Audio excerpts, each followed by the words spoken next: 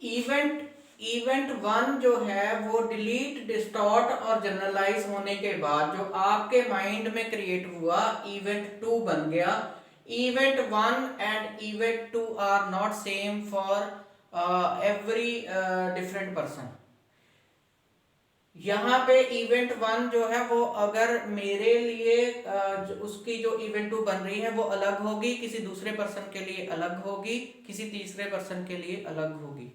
Okay, तो यही कारण है कि कई लोग हमें बहुत पॉजिटिव दिखते हैं और कई लोग जो है हमें सब कुछ होने के बाद भी वो रोते हुए दिखते हैं, नेगेटिव दिखते हैं, क्योंकि उनका जो VAK है वो डिलीट, डिस्टॉर्ट और जनरलाइज होने के बाद इवेंट 2 बन रहा है, वो नेगेटिव स्टेट जो है वो क्रिएट कर रहा है। आइए इसको और आगे समझते हैं।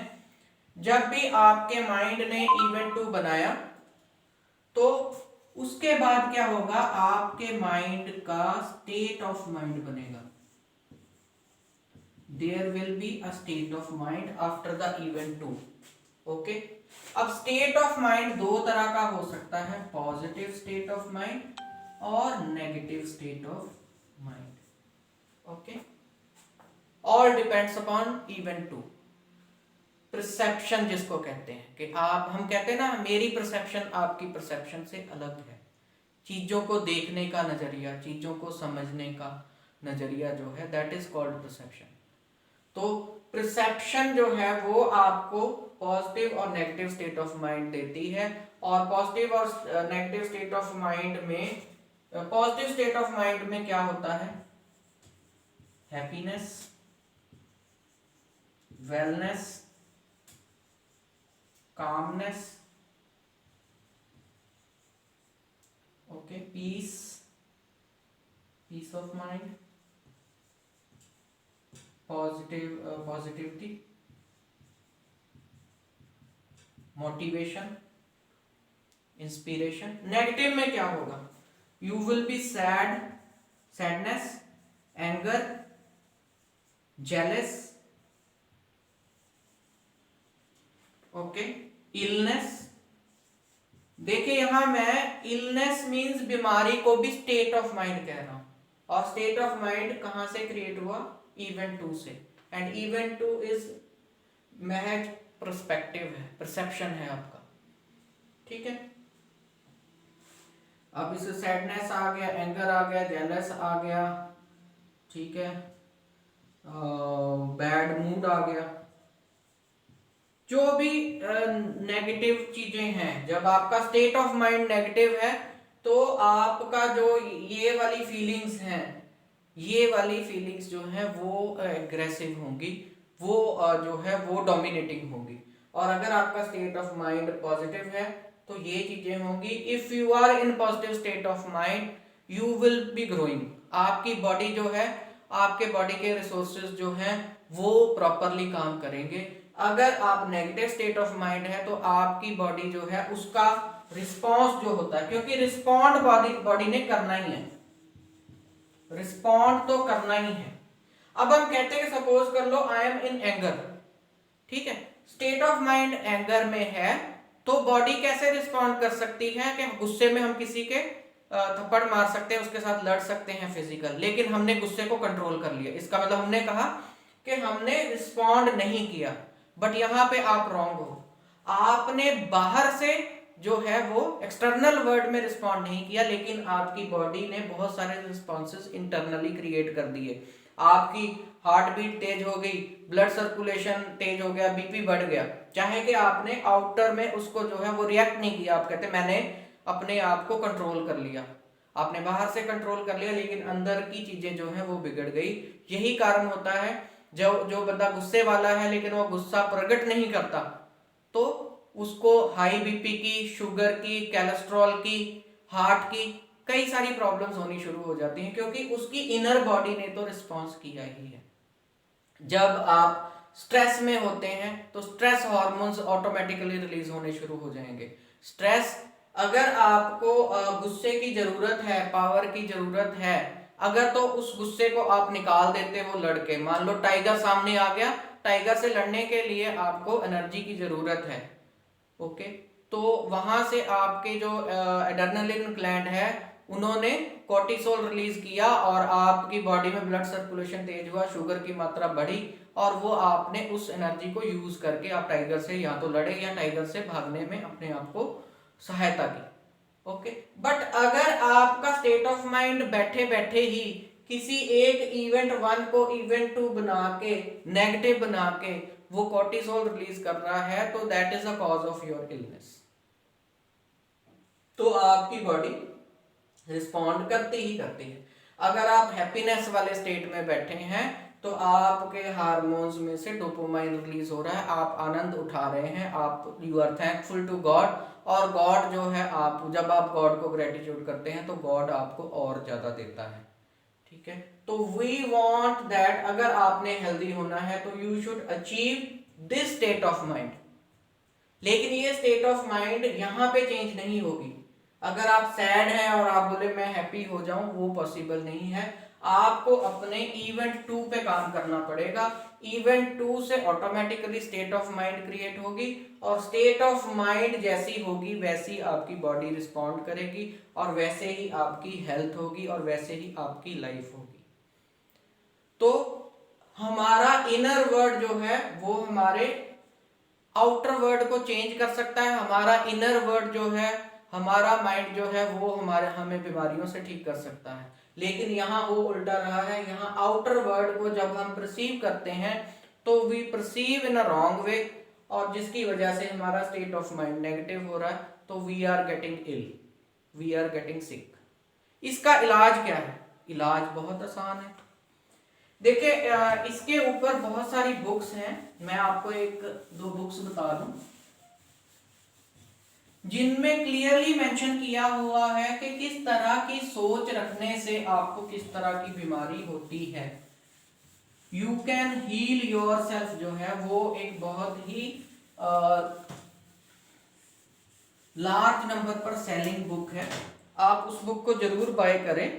वो लुइस एल हे राइटर है, उसकी नाम आप नोट कर ले, मैं नीचे लिंक में भी उसकी डिस्क्रिप्शन दे दूंगा। You can heal yourself.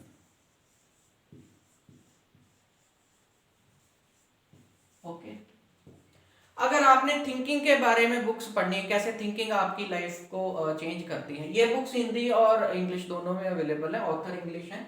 ठीक है, इसके अलावा एक बुक बहुत ही अच्छी है जो आपको बताती है कि कैसे परसेप्शन जो है, कैसे बिलीफ जो है वो 99% बीमारियों का कारण बनते हैं, और कैसे आप अपने बिलीफ्स को चेंज करके, आप अपने परसेप्शन को चेंज करके खतरनाक से खतरनाक बीमारी जैसे कैंसर तक को, और जो डीएनए लेवल की बीमारियां होती हैं जिनको हम जेनेटिक बीमारियां कहते हैं, with the help of epigenetic science you can cure those disease जो आपको हेरिडिटरी और पेरेंट्स और ग्रैंड पेरेंट्स से मिली हैं, जैसे शुगर वगैरह या जो भी बीमारियां जो आगे जनरेशन में डीएनए से ट्रांसफर होती हैं। डीएनए के फॉल्ट्स तक को जो है आप अपने बिलीफ सिस्टम से चेंज कर सकते हैं। वो भी बुक बहुत अच्छी है। उस बुक का क्या नाम है, वो डॉक्टर ब्रूस लिप्टन ने लिखी है, biology of belief, biology of belief. Okay, doctor Bruce Lipton. ठीक है, थिंकिंग के ऊपर और बहुत सारी बुक हैं, जैसे थिंक एंड ग्रो रिच, सभी लोगों ने नाम सुना होगा नेपोलियन हिल की, मतलब सोचो और अमीर हो जाओ, think and grow rich, magic of thinking big. Okay, फिर एक बहुत अच्छी बुक है लॉ ऑफ अट्रैक्शन के ऊपर, कि आप लॉ ऑफ अट्रैक्शन कैसे अप्लाई कर सकते हैं, द सीक्रेट बुक। इन सभी किताबों के मैं आपको लिंक दे दूंगा। अब हमने करना क्या है वो भी मैं आपको बता दूं। हमने अपने थॉट्स को चेंज करने के लिए अपने दिन का स्टार्ट अच्छे तरीके से करना है। तो how to start your day, मैंने एक मेथड बनाया है, और ये मेथड मेरा नहीं है, ये नेट के ऊपर भी अवेलेबल है, बहुत सारे जो मोटिवेशनल स्पीकर्स हैं उन्होंने बनाया है। उसको कहते हैं savers, SAVERS, savers. When you wake up in the morning, उठते सार ही ये अप्लाई करना है। S means silence. Silence, you have to sit in silence, कुछ नहीं सोचना, ठीक है। मेडिटेशन कर लें, ये ईयर प्लग लगा के, बड़े ही सस्ते आते हैं, हम भी आपको कोरियर कर सकते हैं, जलंधर में डिलीवर भी कर सकते हैं। कानों में लगा के बैठ जाएं, आंखें बंद कर लें, कुछ नहीं सोचना, कोई प्लानिंग नहीं। Sit for 5-10 minutes, focus on your breathing, यही मेडिटेशन है। मेडिटेशन कोई डिफिकल्ट चीज नहीं है। शांत करें अपने मन को। खास करके फीमेल्स उठते सार ही उनको टेंशन हो जाती है, मेड नहीं आई, या पहले अब स्कूल फिर खुलने वाले हैं, बच्चे को स्कूल भेजना है, लेट हो गए, बग्गी वाला आ जाएगा, गाड़ी आ जाएगी, वहीं से आपकी भागा भागी शुरू हो जाती है। तो इस तरह का स्टार्ट जो है वो अच्छा नहीं है। आप 15 मिनट भी पहले अगर अपने रूटीन से उठ जाएं तो ये सेवर्स अप्लाई कर सकते हैं, बहुत ही आसान है, 15 मिनट्स भी नहीं लगेंगे। You have to sit in silence. Silence में बैठने का तरीका बता दिया। A for affirmation. एफर्मेशन एक तरह की प्रेयर है। एक प्रेयर हम करते हैं कि कोई मंत्रा का जाप कर लिया, कोई पाठ कर लिया, ओके, और पाठ भी इस तरह का करते हैं कि जिसके मीनिंग्स हमें पता नहीं होते। मैं कहता हूं affirmations means you talk to a God in your language, और गॉड से हमेशा ऐसे बात करें कि जब वो उसका आंसर दे, वो एक ही आंसर देता है, तथास्तु, मतलब जा तेरी मनोकामना पूरी हो, राइट। तो आप जब भगवान से बोलते हैं मैं बीमार नहीं होना चाहता, बीमारी के बारे में बात कर रहे हैं, उसको इतनी सारी लैंग्वेजेस नहीं आती, ठीक है, वो आपकी फीलिंग को समझता है। आपकी फीलिंग अब नेगेटिव है, बीमारी वाली है, तो तथावस्तु हो जाता है। मैं गरीबी बर्दाश्त नहीं हो रही भगवान, मैं बहुत दुखी हूं, तुम, मैं इतना पूजा पाठ करता हूं, तथास्तु। दुख के बारे में फीलिंग प्रकट कर रहे हो, फीलिंग्स जाती हैं गॉड को। अगर आपकी एफर्मेशंस पॉजिटिव होंगी, भगवान का शुक्रगुजार करके आप अपना दिन शुरू करोगे, थैंक यू गॉड, आपने मुझे जो है ये ह्यूमन लाइफ दी है, यही बहुत बड़ी बात है। थैंक यू गॉड, आपने आज मुझे, जो मैं उठा हूं, ये लाइफ मुझे दी है। थैंक यू गॉड, अपने आसपास देखें, अपने फैमिली मेंबर्स को, रिश्तेदारों के, वो सब भी जिंदा हैं, थैंक यू गॉड। क्योंकि जब आप उठे हैं तो इस पूरे अर्थ प्लेनेट के ऊपर लगभग कोई 1.5 लाख से ज्यादा लोग जो हैं वो नहीं उठे, वो उनकी डेथ हो चुकी है, और लगभग इतने के लोग ऐसे हैं जो किसी ना किसी बीमारी के शिकार हो गए हैं। तो आपको थैंकफुल होना बनता है कि नहीं? थैंक यू गॉड, आपने मुझे जो है रहने के लिए छत और सोने के लिए जो है बेड दिया है, कोजी सा कमरा दिया है, लोग ठंड में ठिठुर रहे हैं। थैंक यू गॉड, मेरे हाथ पैर चल रहे हैं। थैंक यू गॉड, मेरा माइंड जो है वो अच्छा काम कर रहा है। थैंक यू गॉड, मुझे खाने को खाना मिल रहा है। थैंक यू गॉड, मेरे पास वाइफ है, बच्चे हैं।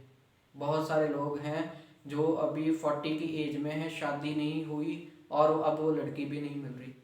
There are thousands of reasons where you can be thankful to God. हम थैंकफुल, हम शुक्रगुजार नहीं होते, क्योंकि हमें लगता है ये सब तो चीजें जो है वो नेचुरल है।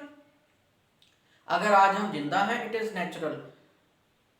भगवान ना करे कल आप अगर बीमार हो जाते, तब आपको वेलनेस का पता लगेगा। भगवान ना करे आपके किसी अपने के साथ मिस हैपनिंग हो जाती है, फिर आपको पता लगेगा, तब आप जो है, तब आपको दुख की फीलिंग होगी। लेकिन आज शुक्रगुजार वाली फीलिंग जो है वो आप नहीं ले रहे। तो एफर्मेशंस पॉजिटिव बनाएं, ताकि गॉड आपको जो है वो तथावस्तु बोले, और आपका जो तथावस्तु जब गॉड बोलेगा, तो आप जिस चीज के लिए खुश हो रहे हैं वो दिन दुगनी और रात चौगनी बढ़ेगी। चाहे वो हेल्थ है, चाहे वो मनी है, चाहे वो हैप्पीनेस है, चाहे वो रिलेशन है। Third is visualization.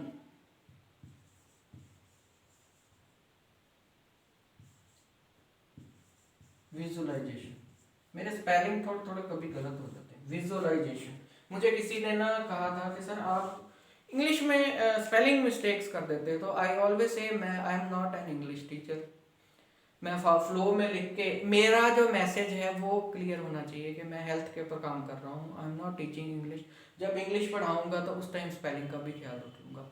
विजुअलाइजेशन सभी ने सुना है कि हमने, विजुअलाइजेशन का क्या मतलब है कि आप जैसा चाहते हो अपना आउटर वर्ल्ड वैसा ही सोचना शुरू कर दें, वैसे ही विजुअल्स क्रिएट करें। Means you can see by closing your eyes what you want. कहते हैं अगर हम अमीर बनना चाहते हैं तो feel like a rich person and slowly you will find opportunities to become rich. If you can not make it, ये कहावत है एक, यू कैन फेक इट। तो रियल वर्ल्ड में भी वो चीजें होने लग जाती हैं। आज आपके आसपास जो भी कंफर्ट है, जो भी इलेक्ट्रॉनिक्स डिवाइसेस हैं, वो कभी ना कभी किसी ने इनर वर्ल्ड में सोची, अपने माइंड में सोची, फिर वो रियल वर्ल्ड में आ गई। आज अगर आप एरोप्लेन में फ्लाई करते हैं तो पहले किसी ने उड़ने का अपने माइंड में सोचा था। आज आप मोबाइल फोन पे ढेर सारी बातें करते हैं, मैं वीडियो रिकॉर्डिंग कर रहा हूं, तो इसके बारे में पहले जो है वो थॉट आया था, फिर वो रियल वर्ल्ड में आ गया। तो this powerful your thinking is, आपकी सोच इतनी पावरफुल है। Visualise the positive things about you, yourself, your family members, about your health, about your money, about your relations, about your job. सुबह उठते ही अगर आपने नेगेटिव विजुअलाइजेशन करनी शुरू, हाय आज ऑफिस जाऊंगी तो बॉस ने कल भी डांटा था, आज भी डांटेंगे, तथावस्तु वो वही होगा। हाय मैं आज कहीं लेट ना हो जाऊं, तो ऑब्वियसली आपको ट्रैफिक मिलेगा। ये चीजें काम करती हैं।